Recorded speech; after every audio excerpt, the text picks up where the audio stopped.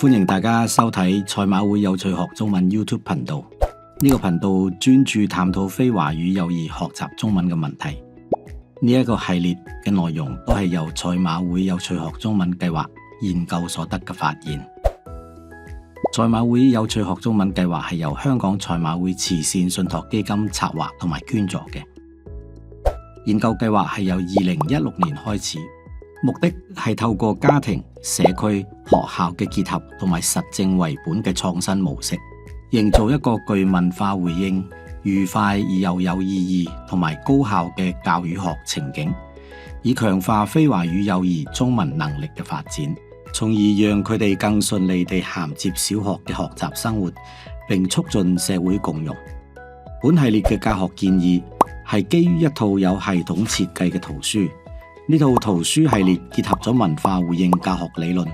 將唔同族群學生嘅文化特色融入故事內容。喺編輯過程入邊，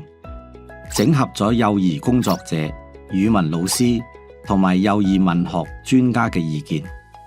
不但提供有系統嘅語文學習焦點，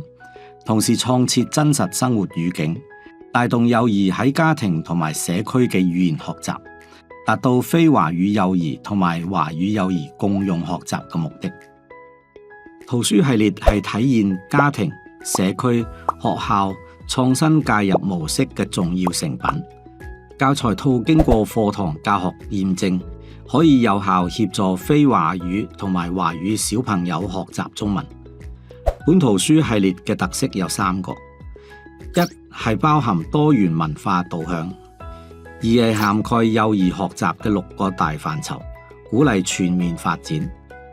三係故事圖書，係按深淺程度分層，為照顧唔同幼兒嘅中文學習進程，設為3個分層版本。第一層係用基本嘅語句講述故事，第二層係加添咗形容詞嘅語句，豐富內容。